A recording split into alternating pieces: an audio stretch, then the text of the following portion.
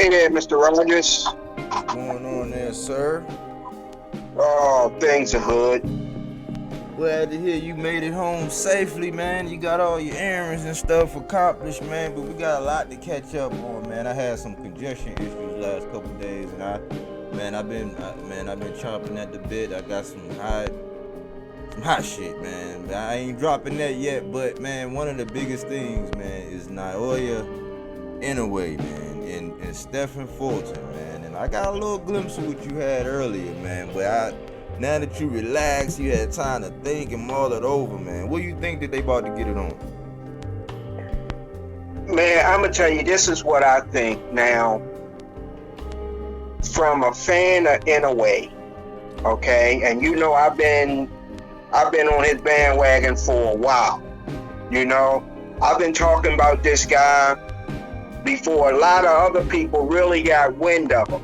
Exactly. You know, and what I would like to have seen done, I would like to have seen Inouue move up just like he's doing, but have one fight at that weight class so that he could establish himself and can carry that weight comfortably, because now he's moving up and he's going directly in the lion's cage to fight Fulton. And you know, his team knows him better than I do. Maybe they feel that extra weight is not going to be a problem. But I personally would have liked to seen him campaign at least one fight before going to the top man in that weight class. I think it would kind of serve as preparation for this big fight that's going to be for him. Okay. Now, what's your take on that? Let me ask you this. Because initially, I'm thinking, okay, you kind of give me a picture of maybe Canelo Alvarez going up to go see Bivol, and him thinking that, oh, you know, it's all sweet and gravy, and he didn't do his research. One could think that may be okay in this situation if you don't get settled and all that. Me personally, in the era of boxing that we live in right now, where we can't get what we want in Spence and Bud, this dude Naoya Inoue is putting everybody on notice, because a lot of people was crying because ESPN had him #1 pound for pound, and people were just saying, oh man, F Inoue, all this. Now all of a sudden, all these people are all excited about, you know, this fight, but they excited because of Stephen Fulton, which speaks further to the fact that I think they are not sold on Inoue. And Inoue, like a true champion, because as much flack that Tank get for not, you know, wanting to fight for the belts and, you know, being the cash cow, Naoya Inoue is moving up and he's seeking the smoke. You know what I'm saying? This is an example of what I want. This is why this guy he's on my radar. This is why I call him the Dragon. You know what I'm saying? Because he is coming, and he's not for the politics. He's not for the games. Obviously the business was right, because Fulton came on in. He got to go to Japan. You know what I'm saying? With no issues with no money. You know what I'm saying? Both fighters want to fight. This is the example. You know what I'm saying? This is the second recent example of leadership, second to Andre, coming and getting the, you know, coming over on the quote unquote other side of the street, getting the business done. So it calling out these names and seeking the smoke. That's why I like it, man. I'm like, hey, I don't want to put no Shakur stuff on it to where, oh man, my first time moving up, but you on a pound for pound. No, Inoue is on a pound for pound list. He wants to challenge himself, and he believes in himself. And if he lose, he lose. But he's doing what he's setting an example for me. You know what I'm saying? I'm like, yes, you be like Inoue. He's daring to be great, man. Yes, this is the true definition of daring to be great. Yeah. You know what I'm saying? So he ain't making no excuses. He believe, and if he go up there, he get Bivol. I mean, because Bivol didn't knock Canelo out. He just put on a boxing clinic. You know what I'm saying? I didn't see Stephen Fulton knocking out Figueroa. You know what I'm saying? I didn't see.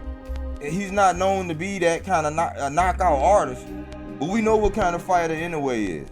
And salute to you because, again, I think one of our first episodes we talked about that. But even before that, you had been telling me about him, do my homework, do my research. I did it. I put him in my Boxes to Watch collection.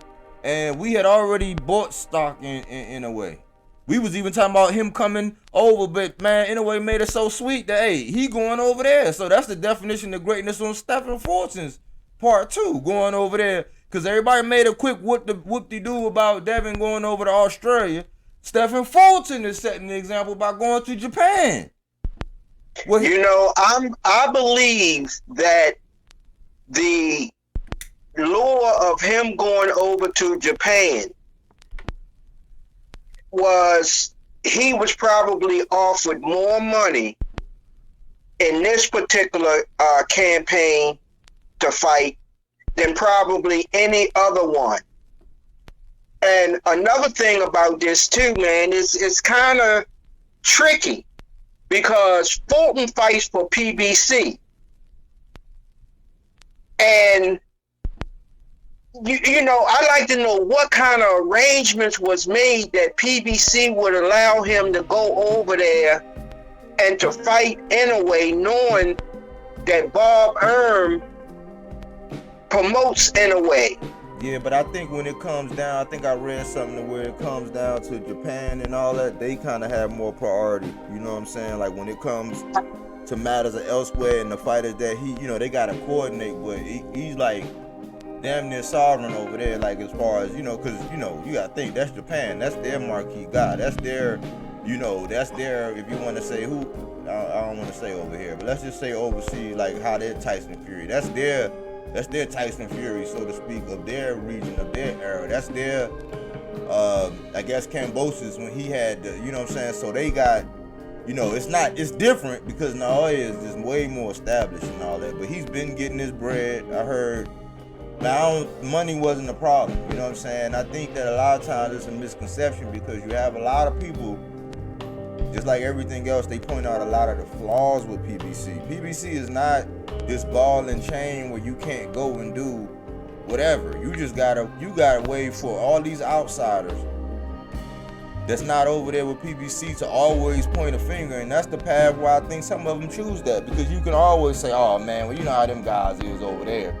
Even though them guys over there is cleaning up. I mean, Maul cleaning up, Spence cleaning up. You know what I'm saying? Like Fulton, he was cleaning up. All them guys, they cleaning up. So, you know, I think that's a myth. I think that part of the reputation of PBC and what, you know, basically these satellites be putting out, PBC don't get the best thing. But Teddy Atlas is on record basically saying, all I want for Christmas is Al Heyman as my promoter, because he know he gonna get you paid. He know he gonna do, when you affiliate over there with that man, I think because of the history and the background, the reputation that everybody put out about Al precedes him, because you don't hear from Al. Al don't talk.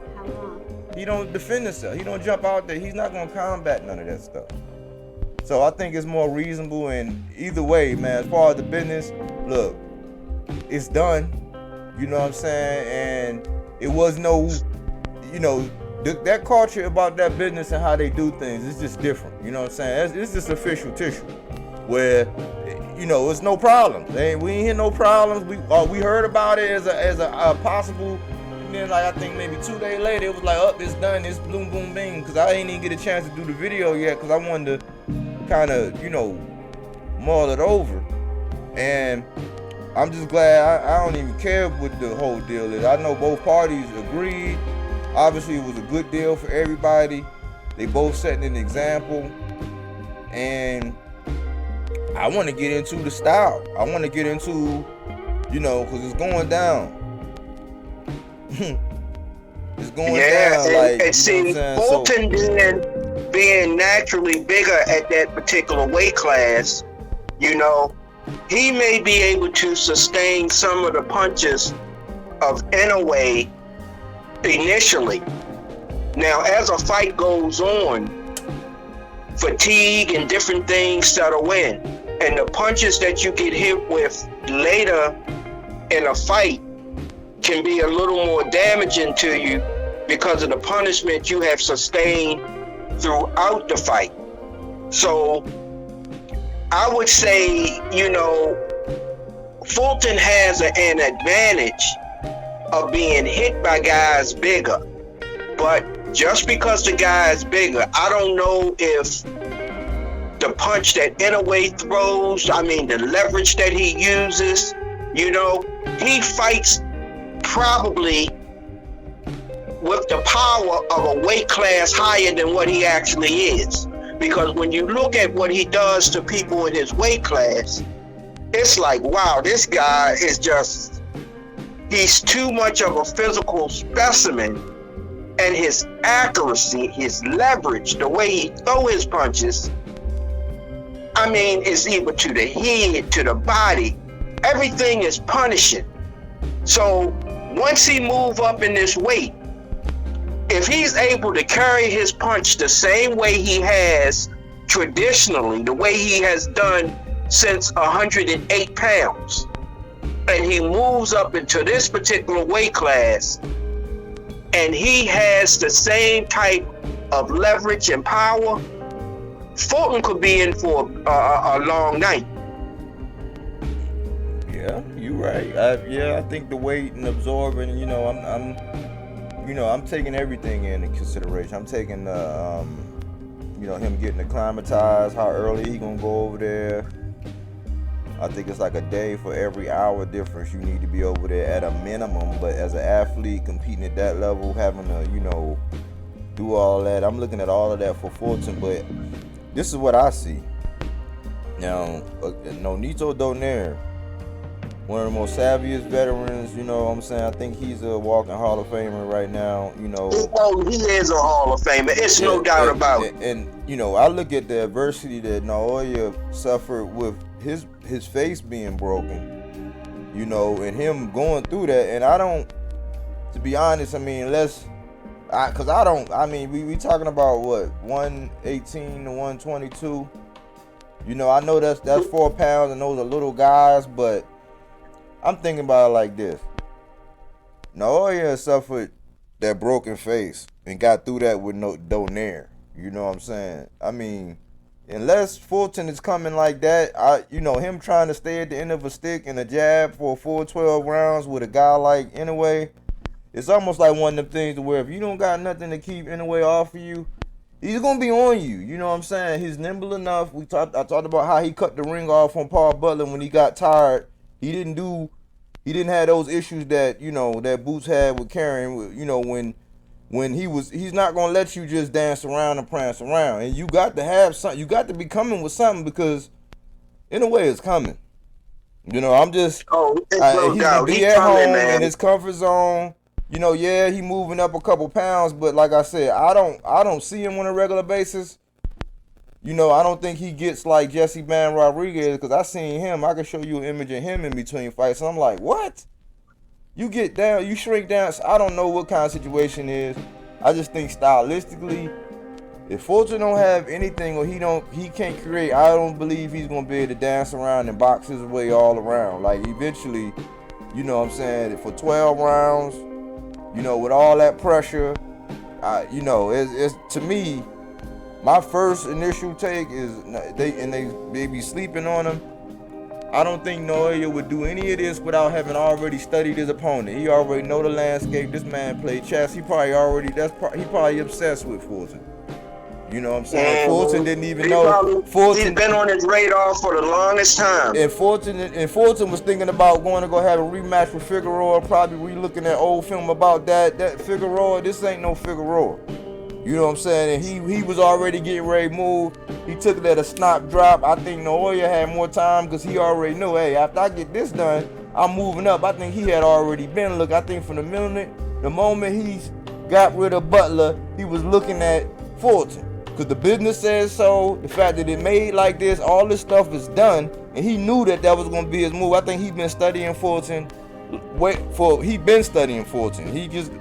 you know, I think now it's all systems go, and so my initial take is the monster. You know, I'm kind of excited about it. I think it's setting the precedence, and I think that this is what I talk about as far as, you know, what we need, the kind of boxers and legends and the kind of fights and, you know, the posture of the boxers now. Like, get your bag, handle your business, but want to fight the best, make it happen. You know what I'm saying? You don't hear him on social media. You know, he just getting to the money, he getting the fights, and he's doing what he need to do, collect belts and establish legacy. So I'm happy. Man, this, you know, I have always talked about this guy and the ability, what I see with him, with his left hand, with his right hand, with his uppercut, with his punches to the body. I don't really see flaws in his punching technique. You know how you see a fighter say, oh, he need to work on that hook because, you know, he's trying to throw it from too far out and he's lunging. You know, I really don't see flaws in his technique. It's going to have to take a fighter to bring it out. And the fighters that he fight, he is so dominant that they can't expose him. Now, Donier, that was a good fight. But you have to look at Donier is a Hall of Famer. You know what I mean? He no doubt was the toughest fighter that Inoue has fought. All you had to do is look at Donier's record. The record speaks for itself. But in the rematch, Inoue was so prepared that the first knockdown that he scored on Donier, if you go back and look at it, he set him up with a straight right hand. It didn't come off a left, it didn't come off. He feinted, Donier came in, and then he threw the right hand. Boom, and Donier went down. You know, he just had the ability and the explosiveness with either hand. And he has that type of power to go to the body also. I done seen fights where he hit guys to the body and they just collapse and they just looking at the referee shaking their head. They don't want to fight no more. Man, this guy is in my viewpoint, is a perfect little fighter. And if there is a flaw that he has, I just don't see where he needs to tremendously work on anything. Just continue to put the pressure and fight the way you fight. Because the average fighter out there cannot stand the pressure over the period of a 12-round fight. Yeah, and then another thing is, even when you can spot a weakness, because you can spot, you know, opportunities against Spence. You can spot opportunities against Tank. You can spot opportunities against Jamel. You can spot opportunities against like Bam Rodriguez. Them kind of, you can spot it. Spotting is one thing, but being able to capitalize on it is another thing. You can see a flaw all day, you know what I'm saying? But like, can you capitalize on it? Can you impose your will? Because that's a lot of times this is what happens in boxing. It's like, who can impose their will the most? Can I put you on the back foot all night? Like, can you stand that back? Because we saw what happened with Villa and Rashidi. You think you're gonna be able to just box and jab and I got this kind of power where I can go upstairs, downstairs with the left or the right, and I have a boxing IQ? I'm accurate. You know, it's not a lot of wasted punches. That's how Tank is. Like, the people are starting to expose the numbers. I've been doing it. These numbers where people be saying more defensive. Like, maybe when you talk about more defensive, you might think about somebody like a Shakur or something like that. But a lot of times, even when you're defensive like that, if you're more defensive and you're dealing with somebody that has that kind of power, your offense is going to take a hit. Because you're not going to put yourself in the risk. You're always going to be thinking, a la Devin, I gotta get out of the way. I want to look clean. I gotta escape. Like, so your offense goes down. If your offense has to go down against somebody like Inoue who can put you down, like I said, upstairs, downstairs, left or right, man, Yeah, you can see all the opportunities you want. Like Mikey Garcia, he thought he saw something. And Earl was just like, man, you know, he's like almost like one of them whales that be degloving them seals, man. It's like I'm just gonna beat on you all night. You know what I'm saying? Like what he did today. And I'm just gonna pulverize. Like you gonna have to be able to sustain that, or you gonna have to be able to capitalize on it. If you can't, you in trouble. Mikey, in that fight, Mikey went up too far. You know what I mean? He wasn't supposed to climb all the way to the welterweight division and fight Earl. You know, he fought the wrong competitor, man. And, you know, going back to Inoue and Fulton, if Fulton cannot hurt Inoue and push him on his back feet and cause him to play a little more defense, he's in for trouble, man.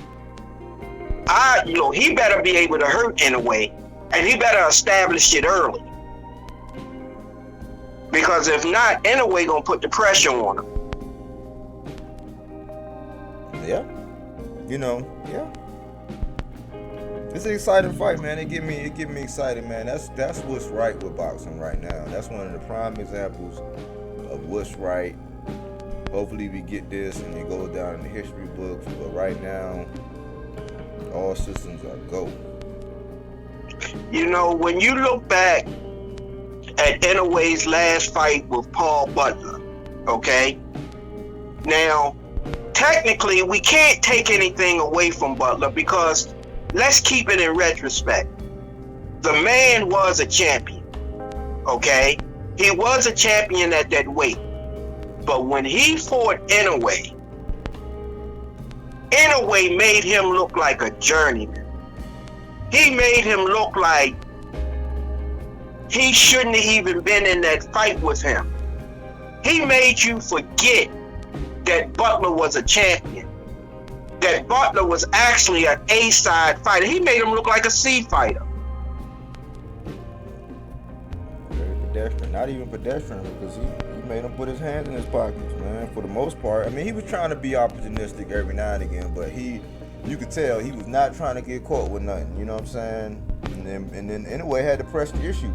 But you see how he cut off the ring. I think something like Naoya cut off the ring kind of different too. It's almost like he ran up on him. Now I don't know if he's gonna be able to do that on Fulton, but like he's crafty, man. The dude is crafty. You know, I think Fulton's best shot, because I'm not just gonna sing all these glowing praises. This is how you gotta get to Inoue. You gotta frustrate him. You know what I'm saying? Yeah. And you definitely have to counter. Like if it gets to the point to where if it gets to the point to where he just shooting at you and you ain't nothing coming back, it's a wrap. So you gotta figure out a way to frustrate him. Like if you sense that he wants to come forward, try to make him go back. If he wants to go, you know, if he wants to take his break, when he take his break from doing all this activity, that's when you gotta be opposite. You gotta get on him. Like you kinda gotta like take the opportunity to not let him do what he wants to do. You know, so you got to put up some resistance, but you got to try to counter him. You got to, because if he get to working and get his engine revved up, like how Tank be doing, you know what I'm saying? That's them guys get in their rhythm and they figure you out. They gonna let them hands go, and you got to be able to deal with what they got. And most of the time, the fact that they figured you out is too late. So that's my key. He got to frustrate Inoue.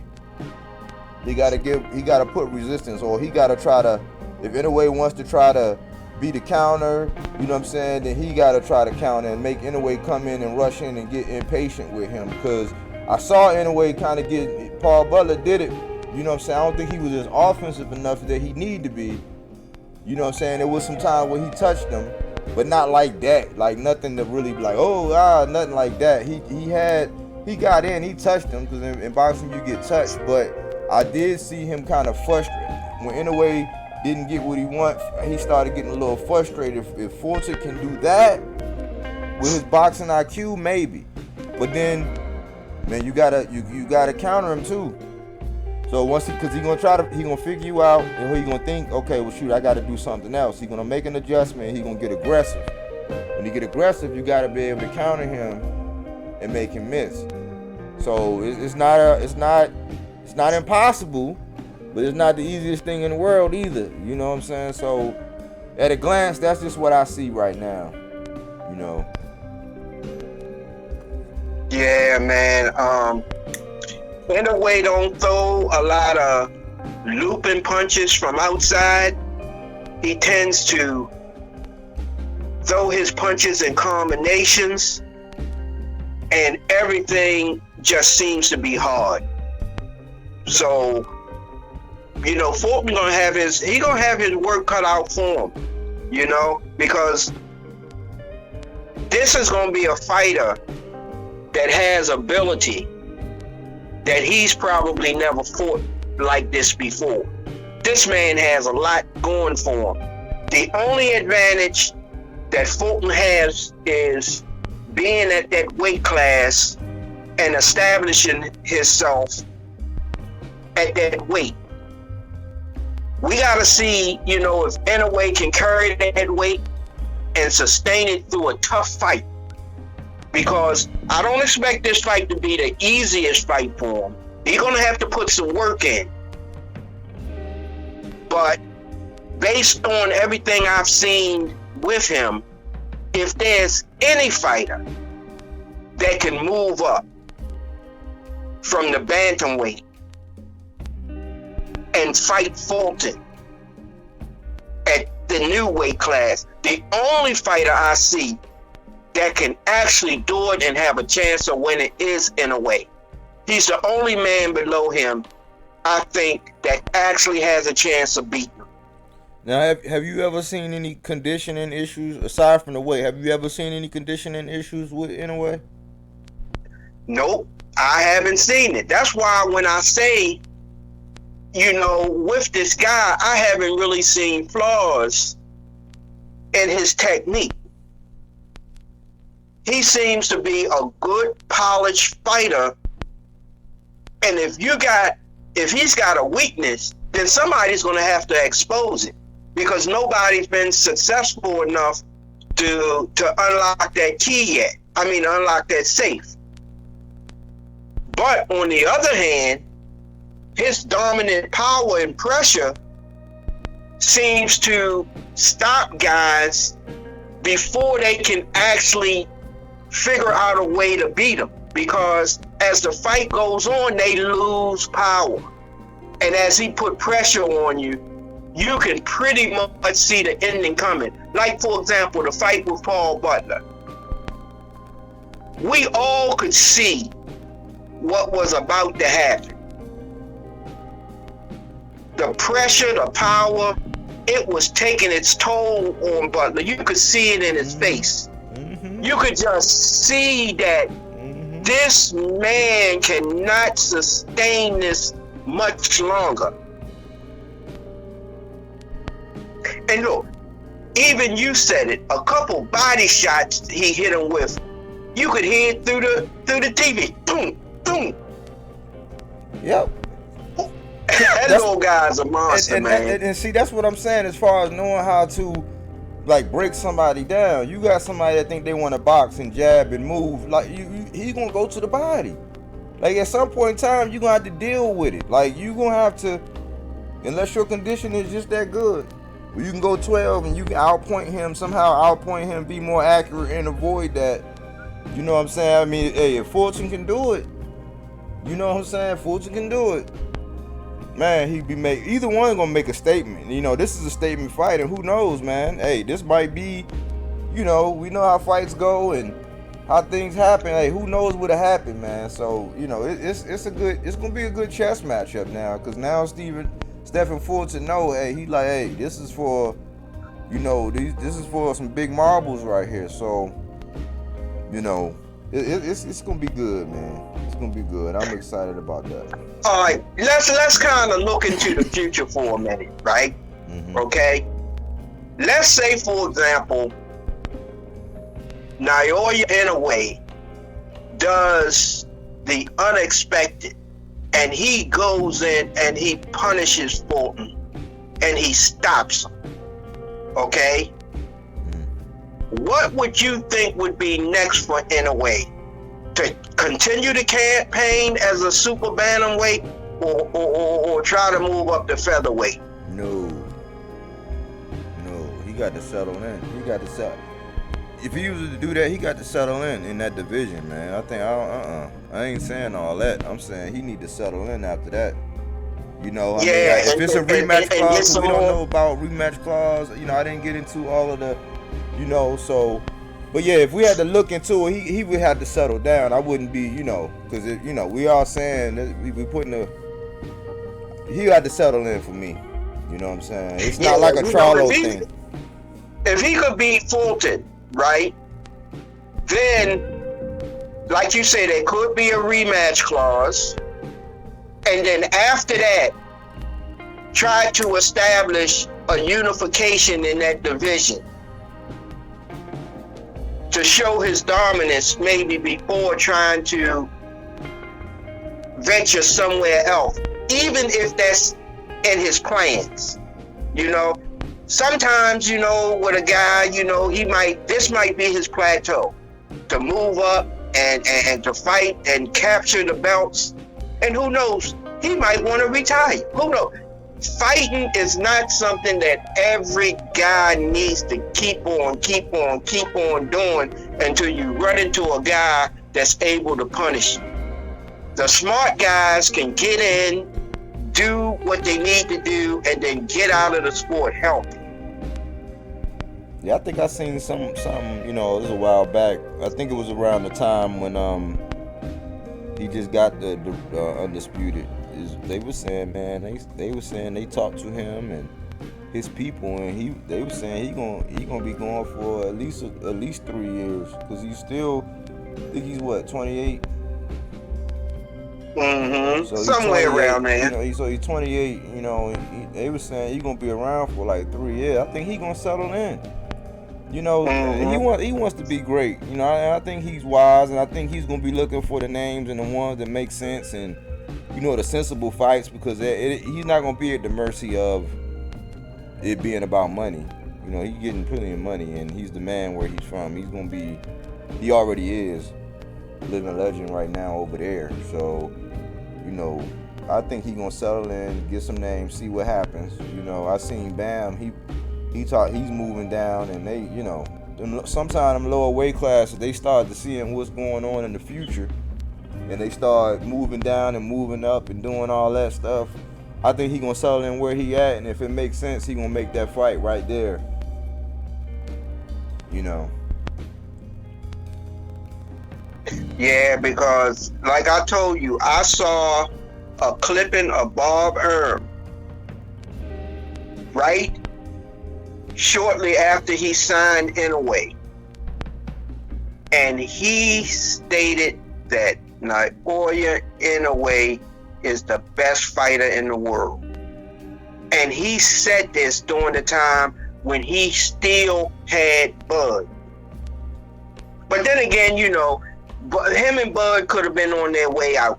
You know what I mean? Mm-hmm. And sometimes a person will say a statement like that just to muddy the water for the fighter that's getting ready to leave him. But he actually said it.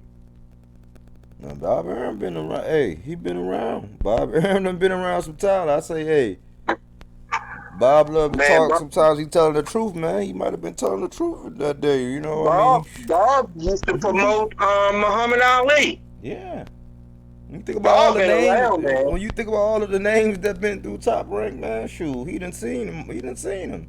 Floyd and Manny, and he done seen them all. Oscar, he done seen them. So he knew. Bob was Bob before these other promoters, Eddie Hearn. Yeah. Okay, and all of these guys weren't even in existence. Even De La Hoya.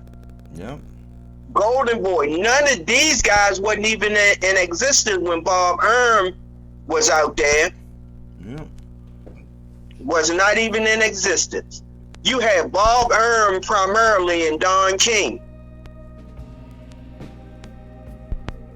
They were the two biggest names in promotion that I can think about back during that time period. Yep. Yep. I knew that was gonna be. I knew you was excited about that news, and